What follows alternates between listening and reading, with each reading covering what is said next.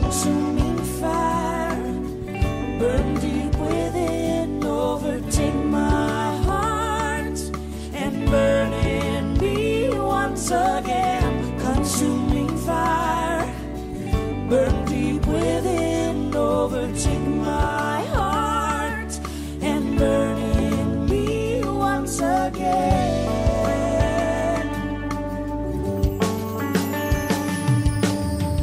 Thank you for tuning in to Consuming Fire Radio. Evangelist Mike Bradford will be bringing you the Word of God today. I'm holding back for yours to follow. May my mouth be full of blessing. Lord, I want to speak with your words. May your spirit light my pathway. Take my life today, forever.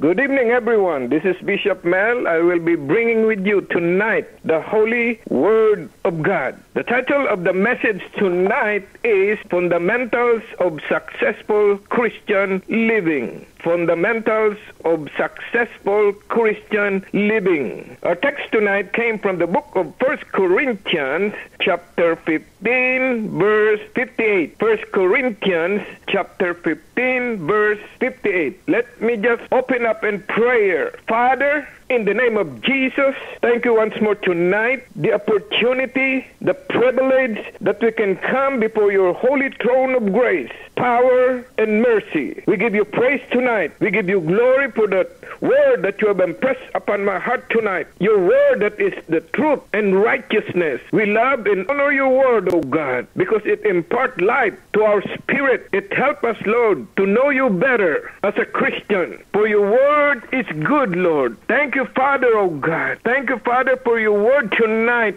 God. Oh God, thank you, oh God, for your servant, oh God, on this prayer for the intercessory prayer night, God. Lord, we give you praise tonight for your word, oh God, is power. Power, Lord, oh God, it's like a fire, God. It's like a hammer that breaks a rock in pieces. So we give you praise tonight for that word. Thank you, Lord, oh God, Father, oh God, in the name of Jesus, we come before your throne of grace tonight, God. It is you who guide us, oh God, to the whole truth, oh God, especially tonight when we hear the truth of your word. Thank you, Father, for establishing and sustaining this ministry, the prayer line live, oh God, for the benefit of souls who would come on this prayer line tonight, God. For we respond to your call every night to lift up every needs, God, for your glory, for your honor, in Jesus' precious holy name. The title of the message again tonight is Fundamentals of Successful Christian Living. The text came from the book of 1 Corinthians, chapter 15, verse 58. Let me just read it. Stand firm. Let nothing move you. Always give yourself fully to the work of the Lord, because you know that your labor in the Lord is not in vain. You know the fundamentals, the basic of the game are what coaches stress to their players. For example, in basketball, the fundamentals are dribbling. If you're a sports fan, you know what the word dribbling means. Passing, shooting, and rebounding. Sound fundamentals are the basis of any successful basketball player. The mastery of the basics is what will bring a team consistent victory. Players who fail to master the fundamentals not only hurt their own game, but they hinder the whole team as well, and probably lose the game. So in this message tonight, we will consider several of the fundamentals of successful Christian living. Sometimes believers look for some secret to help them live faithfully, but there really are no secrets at all. It's the daily implementation of the basics that brings success to a Christian. So this elementary principle are remaining steadfast, daily faith, praying regularly, and serving God diligently while maintaining integrity through scriptural standard and discipline. Remember that these three practical concerns require our mutual support and encouragement. It is as we learn to work together that we will grow. What? Grow together. You know, Apostle Paul in the book of 2 Thessalonians chapter 2 verse 13 to 17, 2 Thessalonians chapter 2 verse 13 to 17, Apostle Paul was reflecting on all the wonderful things God had done when he taught about the Thessalonian believers. It resulted in a heartfelt gratitude for God's blessing that they received. It says here, but we, verse 13 of chapter 2, we ought always to thank God for you, brothers, loved by the Lord, because from the beginning, God chose you to be saved through the sanctifying work of the Spirit and through belief in the truth. He called you to this through our gospel, that you might share in the glory of our Lord Jesus Christ. So the first blessing was they were the recipients of God's love. And you know, this love was the pure and passionate love of the Lord, of the Savior, that compelled our Lord to go to the cross to redeem all people, including you and me. So the second blessing on this scripture Paul listed was God the Father had chosen them. So this choosing on God's part was not some act of, favoritism. He did not select one person to be saved and another to be lost. No, the choice was that they, including you, including me, would be saved by the sanctifying work of the Holy Spirit and by believing the truth. So it is the Spirit who sets you and me, believers in Christ, apart to God and enables us or them to live a Christian or Christ-like life. The Holy Spirit opens the eyes of the lost people so that they can see the truth and believe in it. So this results in another blessing. As believers, you and I, we can share in the glory of Christ has. In heaven, remember this, in heaven we will experience the wonderful blessing of being like Him and with Him for all eternity. So when you experience the truth, you need to embrace it fully. So then, brother, stand firm and hold to the teaching as we pass on to you. This is in verse 15, whether by the word of mouth or by letter. So the tradition mentioned here in the scripture are the teaching of the apostles that were given by divine inspiration and serve as the foundation of the body of Christ in which we are members. So this passage makes it clear that you do not have to stand in your own strength, in your own effort. When you do take a stand for the truth. That's why it says, verse 16, may our Lord Jesus Christ Himself and God our Father, who loved us and by His grace gave us eternal encouragement in what? In good hope. Encourage your hearts and strengthen you in every good deed and word. So here, Apostle Paul prayed for the Thessalonian believers that God would give them the strength to take their stand for God. It is not always easy to do this. I know you know that, but the more you do, standing on the truth of God, when you minister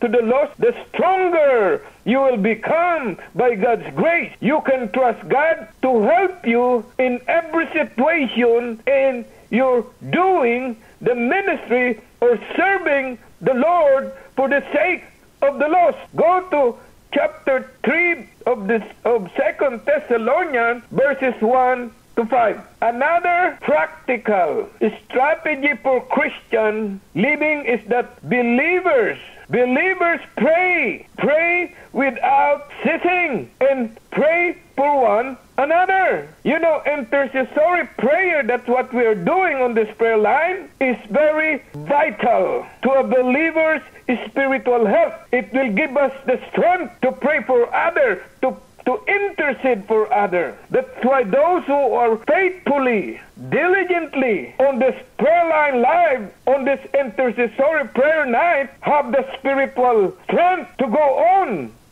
on for 5 years now. Those who have been with us have the strength to pray, to stand in the gap every night that we gather around before the throne of God. It will also prove to be valuable for the body of Christ. Here, Apostle Paul asked the Thessalonian Christian to what? He has a request to pray for him. It says here that he requested to pray for him. Finally, brothers, it says, chapter 3, verse 1, pray for us that the message of the Lord may spread rapidly and be honored, just as it was with you. It says in verse 2, and pray that we may be delivered from wicked and evil man, for not everyone has faith. We do this on the street outreach, street evangelism. When we've been prayed on the prayer line live, we can stand on the truth. We don't care if the enemy would attack us, but God will protect us. Here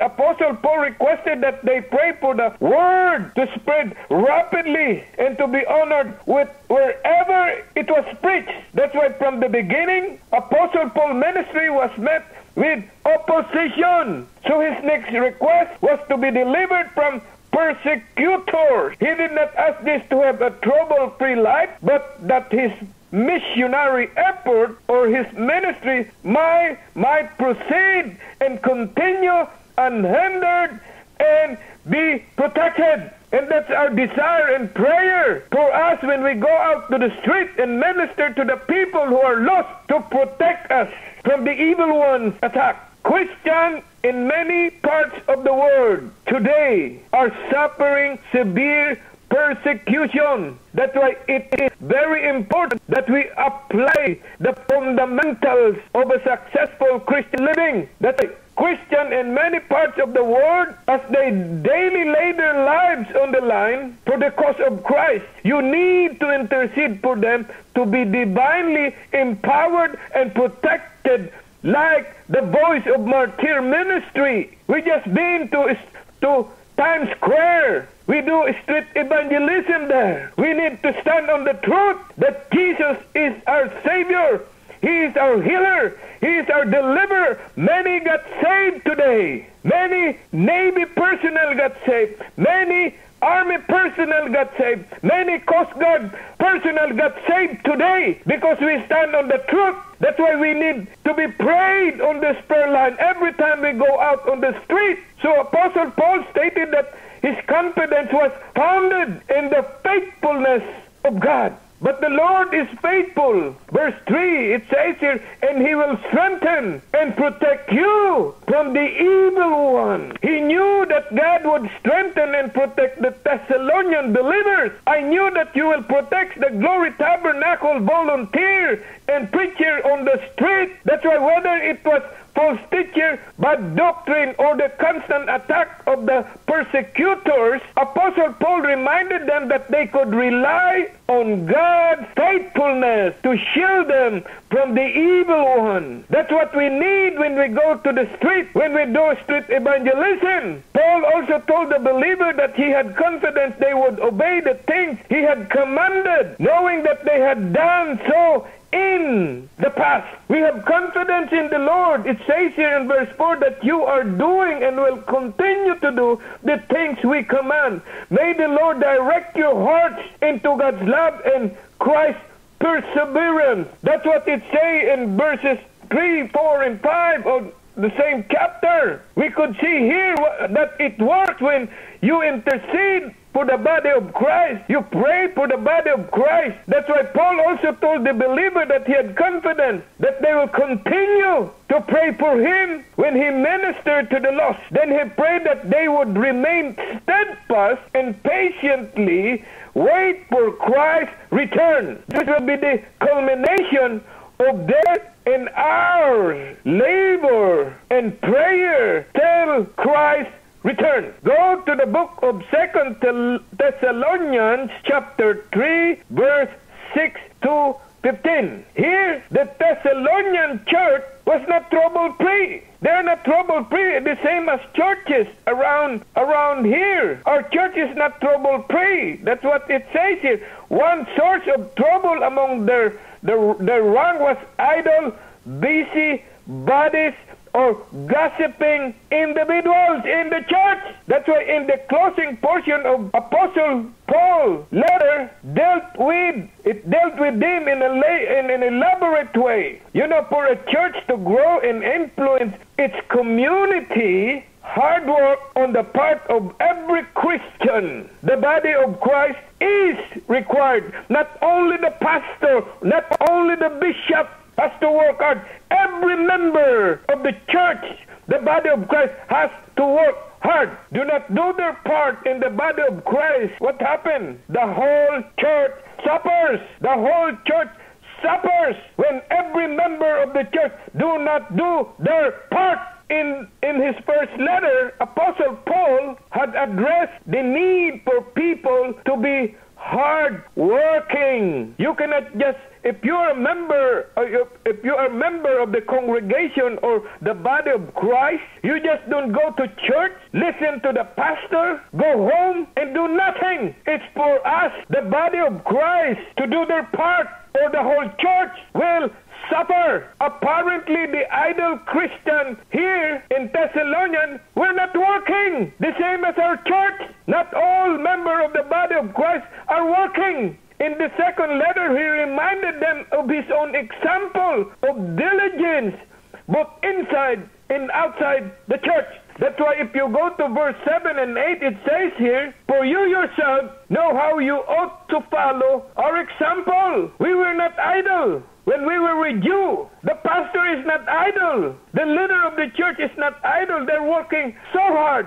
day and night, to bring the word, the holy word of God. How did we eat anyone's food without paying for it? That's the testimony of Apostle Paul. On the contrary, we work night and day, laboring and toiling so that we would not be burdened to any of you. So Apostle Paul, by his own example, impressed on them the importance of the Christian work ethic. Verse 10, reveal here, "For even when we were with you, we give you this rule. If a man will not work, he shall not eat." If you don't study the word of God, you will never eat the word of God. So here, any work, neither should he eat. If you don't study the word of God, you are not allowed to eat the word of God. Yet there were still lazy people among the church. It was time for direct confrontation here. Verse 11, we hear that some among you are idle. They are not busy, but they are busy bodies, gossiper. Such people we command and urge in the Lord Jesus Christ to settle down and earn the bread they eat. Verse 13, and as for you, brothers, never tire of doing what is right. Paul stated these people were busybodies. They probably engaged in gossip and wrongdoing. Quite possible they were complainers who were very critical of others. They always blame for others. They are critical. That's why they suffer. They may have thought of themselves as the only one who were prepared for the Lord's return. No, the apostle instructed them to go back to work. Sometimes tough love requires believers to disassociate themselves from the offender, from busybody, from gossiper. The hardworking Christian among the wrong were not supposed to associate with the busybodies. In the long run, this will hopefully cause the wayward to realize their error and repent of it. Yet the steadfast believer's attitude toward the unruly busybody is not to be one of hostility, but remember this, loving concern for a brother or a sister who has lost his or way. You know, hallelujah. The daily challenge or challenges, of Christian, you and me living abound. We face obstacles of all kinds daily and at various levels. There are personal struggles, both in and out difficulties that come against our church and churches. The Bible instructs us how to face this problem in both clear and practical terms. Fundamentals. How do we deal with persecution of false things. As an example, we are to remain faithful to God's Word. Read the Word, study the Word, meditate on the Word. How do we support one another in times of distress? We are to intercede, pray for each other faithfully. How do we ensure the strength and growth of our church? We are to work hard, not just go to the church, hear the Word of God and go home. No, work hard inside and outside the church. Even when that effort requires doing something unpleasant, we have to work hard. We must remember that we are part of a larger whole, and we need to think of our fellow Christians' welfare as well as our own. You have been given, you and I, a recipe for successful Christian living tonight. I hope you take note of it. You need to take it to heart and apply it. Starting tonight, the verses in this study or lesson or message encourage you to keep on track and stay tuned and true to Christ to the end. You can still stand firm and hold on because God is always faithful. He will never fail you, not even once. You can also pray for your brother and sister in Christ when they are going through the storms of life and in their effort to spread the gospel, especially the missionaries. Pray for them as part of the fundamental of a successful Christian living. There is nothing more practical or relevant than being, number one, faithful, number two, doing intercessory prayer, and number three, serving God diligently, whether it is in your ministry, in the church, or your mission field outside the church. Then your labor in the Lord will never be in vain. In Jesus' precious holy name. Let me just close up in prayer. Hallelujah. Heavenly Father, we know it is not your will for us to be slackened in our Christian walk. We want to be steadfast at all times, walking in the consistency of daily faith, consistent in prayer. You provide for us that our labor will not be in vain. You have warned us that an inconsistent person is like a wave of the sea that is driven with the wind and tossed. Such an individual, remember in the Word of God, is double-minded, and he or she is unstable in all his or her ways. So tonight, increase our faith, God, praying without ceasing, Lord, so that we will never waver in our commitment to you. Thank you, Lord, for your promises that we will be able to hold up our face without shame, and we will be able to remain steadfast because you have taken away all fear from us. We ask you, Father, tonight to empower us to be steadfast in our heart and to let that steadfastness give us power over our will at all times. Keep us, Lord, keep our hope fervent before you. Lord, even in times of hardship, even in time of tribulation and suffering, as we rest in the fact that we know you are with us all the days of our life. So as we have therefore received Christ, Lord, as our Lord and Savior, we want to walk consistently in faith, in prayer, in service with Him, rooted and built up in Him and established in Him as you taught us before, Lord. Help us now always to abound therein with thanksgiving, Father, in Jesus' name, because we know all your fullness reside in Jesus Christ, our Lord, and reside in each and every one of us, for your glory, for your honor, in Jesus' precious holy name. Amen. Hallelujah. May your spirit light my pathway, take my life today, forever. This has been a Consuming Fire Radio audio production.